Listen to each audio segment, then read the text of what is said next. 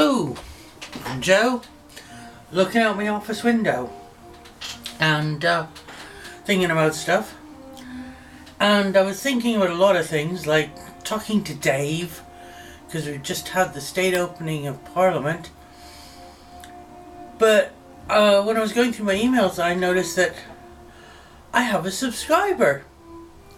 And I thought, thank you, Benjamin. You're the first subscriber to my channel, and I really appreciate it. And that made me think, do we say thank you enough? And I don't mean the, yeah, thanks mate, that's brilliant. I mean the proper, thank you very much, I really appreciate what you've done for me.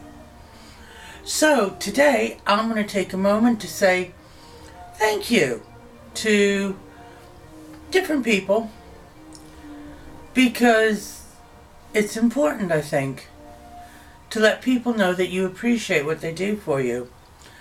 So first off, thank you to my family, my husband and sons especially, who relentlessly take the mickey out of me, but still lift the stuff out of the oven and lift up the mop bucket and help me up the stairs, even if it is by standing behind me and poking me in the bum, and do all the other things that just help me get through the day. Most of all by being understanding when I have days when I just can't do anything. To my friends, and it's a varied lot. To my friends I know in real life, you know who you are, who relentlessly take the mickey out of me, but have offered support and advice and proper help. Not the, oh, you should do this help, but the roll your sleeves up, get your hands dirty help. I really appreciate it. My neighbours, I'm very lucky with my neighbours. We don't see each other very often, but there's always a friendly chat, there's always a friendly wave, and most of all I know that if push came to shove and there was a crisis, I could knock on their door and say help, and they would. So thank you to them. Social media gets a very bad rap, but when you're housebound and physically isolated as I am, social media can be a real boon. So, to my friends on Natter, and if you've not been on Natter, it's a lovely, positive, quite warm place where you just trade short little natters, 5 words, and it can be very uplifting. Facebook. I have many friends on Facebook. Thank you. Some of you are very sick and twisted with what you share, but it does make me laugh. The chat room I go to. Again, there's a small group of people, some of whom are slightly odd, but they're there when I need someone to listen, and someone to tell me a joke, and someone to be silly with. And they put up with me as I put up with them, so thank you. Who else? The NHS.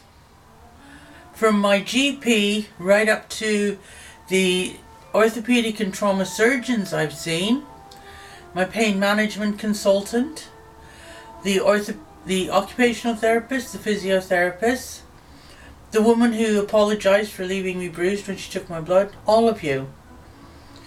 At least now I know what's wrong with me, and we've come up with strategies to deal with it. And knowing and having a plan helps, even on those days where your body goes, no, I'm not going to do that. Social services.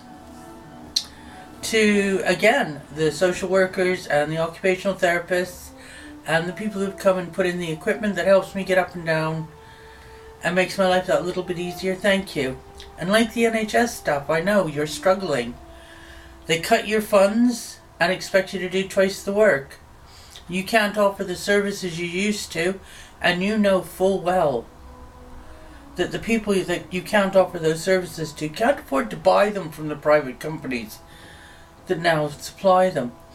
Oh, also on Facebook, To the members of the 2 support groups I'm a member of, dealing with ESA, PIP and the DLA changeover, thank you again, just for being there and offering bits of advice and just letting me know that I'm not alone. So, I mean, that's just some of the people I want to say a proper thank you to. And I suggest you go out and in some way thank people. Thank someone who's done something for you, and make it someone you wouldn't normally just go, cheers mate, you've been a big help. Because the nicest thing is you give that out, you'll get that back. And people like to be appreciated. And people like to feel like they're needed and they're wanted. And that life isn't quite so bad when you pass on the good feelings.